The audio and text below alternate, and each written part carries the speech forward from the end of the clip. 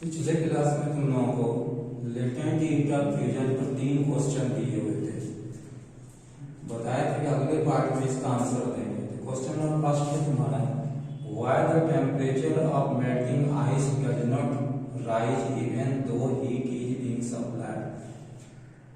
पिघलते हुए बर्फ का टेम्परेचर क्यों नहीं बढ़ता है जबकि उसमें लगातार ऊष्मा दिया जाता है। आंसर है तुम्हारा, ice is a solid substance. बर्फ एक ठोस पदार्थ है। So the particles of ice attract one another with strong force. इसलिए बर्फ के पार्टिकल्स एक दूसरे को बहुत ही मजबूत बल से आकर्षित किए रहते हैं। The heat with which we supply to ice during melting is all used up to break the force of attraction between the particles of ice. तो जितना हीट हम सप्लाई करते हैं वह पार्टिकल्स के बीच लगने वाले बल को तोड़ने में या ओवरकम करने में लग जाता है। So this heat does not increase the kinetic energy of particles. इसलिए दिया गया ऊष्मा उस आइस के पार्टिकल्स के गतिज ऊर्जा यानी काइनेटिक एनर्जी को नहीं बढ़ाता है। And hence no rising temperature takes place. इसलिए पिघलने के बर्फ के पिघलने के दौरान ऊष्मा में कोई परिवर्तन नहीं होता है। इसलिए थर्मामीटर में रीडिंग भी कांस्टेंट रहता है। इसका आंसर ये है। क्वेश्चन नंबर सेकंड है तुम्हारा, why ice at 0 degree is more effective cooling a substance than water at 0 degree. क्यों बर्फ 0 डिग्री सेल्सियस पर बर्फ ज़्यादा ठंडक देता है 0 डिग्री सेल्सियस पर पानी की तुलना में। तो इसका आंसर है तुम्हारा, for melting each kilogram of ice. 1 kilogram ice को पिघलाने के लिए उसे लेटेंट हीट चाहिए जिसका वैल्यू होता है 3.34 गुना 10⁵ जूल। वह जो लेटेंट हीट है वह किसी सब्सटेंस से लेता है, इसलिए वह ज़्यादा ठंडक देता है। जबकि वाटर 0 डिग्री पर जब रहता है तो उसको किसी भी प्रकार के लेटेंट हीट की आवश्यकता नहीं होता है, इसलिए उसके टेम्परेचर में आइस की तुलना में कमी आता है। इसलिए 0 डिग्री सेल्सियस पर आइस ज़्यादा ठंडक देता है 0 डिग्री सेल्सियस पर पानी की तुलना में। तो सेकंड क्वेश्चन है तुम्हारा, why we feel very cold when we hold a piece of ice in our hand और पाम। यानी कि जब हम अपने हाथ पर या अपने हथेली पर जब आइस को रखते हैं तो अब हमें ठंडक का एहसास क्यों होता है।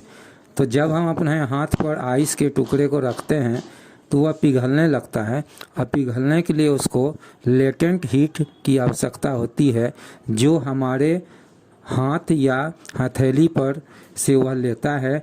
और यही कारण है कि अपने शरीर के जिस भाग पर, चाहे हाथ पर रखो या पाम पर रखो, तो वहाँ पर वह ठंडक का एहसास देता है। अब इंग्लिश में समझ लो, the piece of ice held in our hand starts melting slowly. धीरे धीरे पिघलने लगता है।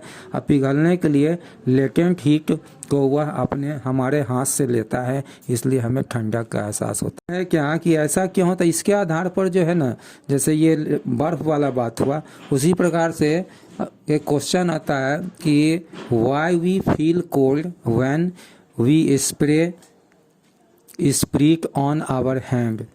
तो उसका वही चीज़ है। स्प्रिट जो है वह तुम्हारा वोलाटाइल सब्सटेंस है।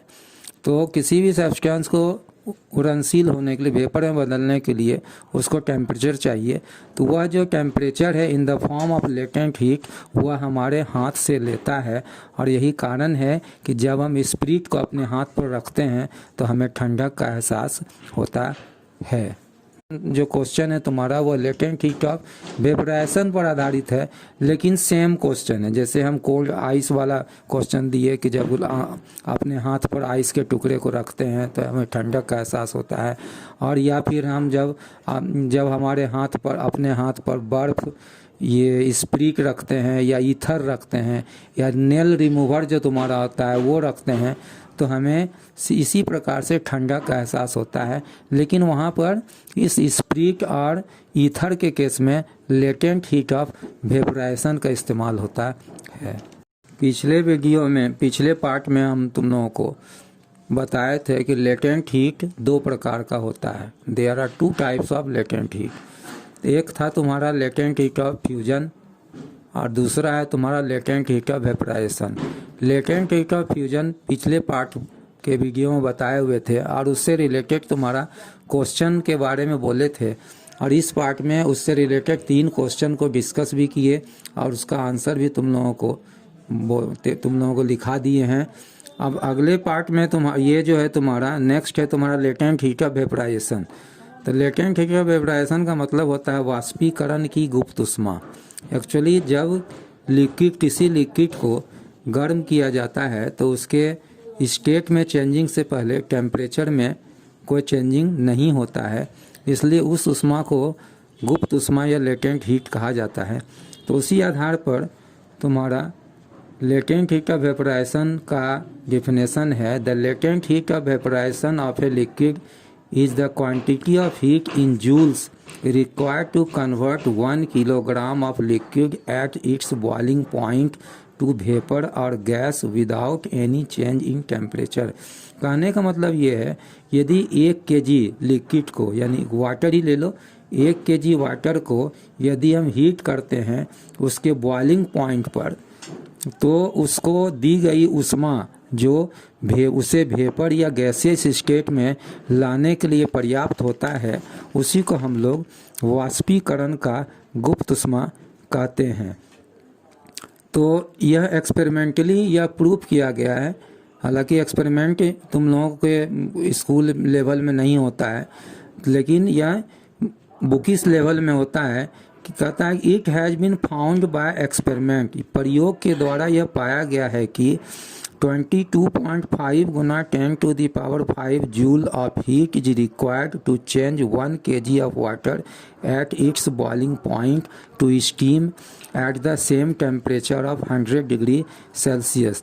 यानी कि प्रयोग द्वारा यह पाया गया है कि 1 kg पानी को उसके क्वथनांक पर स्टीम या भाप में बदलने के लिए 100 डिग्री सेल्सियस पर जितनी ऊष्मा की आवश्यकता होती है उसे उस लिक्विड का वाष्पीकरण की गुप्त ऊष्मा कहा जाता है।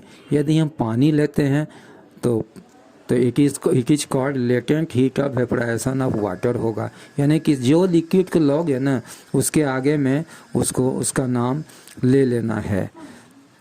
तो इससे ये जो तुम्हारा हुआ लेटेंट हीट ऑफ वेपोराइजेशन, इससे भी आधारित क्वेश्चन और भी होता है। तो अगले पार्ट में हम क्वेश्चन को भी इससे आधारित क्वेश्चन को डिस्कस करेंगे, और फिर यह भी बताएंगे तुमको कि what is the difference between the temperature and heat. ऊष्मा और ताप में क्या अंतर है, और what ever the unit of temperature. ऊष्मा का यूनिट तो तुमको पता है कि जूल होता है। टेम्परेचर का यूनिट जो होता है वह 3 तरह का होता है, तो जिसमें डिग्री सेल्सियस कहो या डिग्री सेंटीग्रेड कहो, केल्विन कहो और फिर फ़ारेनहाइट कहो। तो डिग्री सेल्सियस और डिग्री सेंटीग्रेड का इस्तेमाल प्रयोगशाला में होता है, और फ़ारेनहाइट का इस्तेमाल क्लिनिकल थर्मामीटर यानी कि डॉक्टरी थर्मामीटर में किया जाता है। तो डिग्री सेल्सियस और केल्विन में एक रिलेशन भी है जिसके द्वारा हम आपस में एक दूसरे को कन्वर्ट कर सकते हैं। तो नेक्स्ट पार्ट में हम ये सभी चीज़ की जानकारी तुमको देंगे। है क्या कि आज जो पार्ट हम भेज रहे थे उसमें ऑडियो में कुछ गड़बड़ी हो गया था, जैसे कि ऑडियो का लिसनिंग एबिलिटी बहुत कम था, तुम लोगों को दिक्कत होता, इसलिए हम अलग से ऑडियो बना करके इस वीडियो के साथ भेज रहे हैं। तो इसके लिए हमें क्षमा करना। टेक्निकल प्रॉब्लम तो हर किसी के साथ होता है।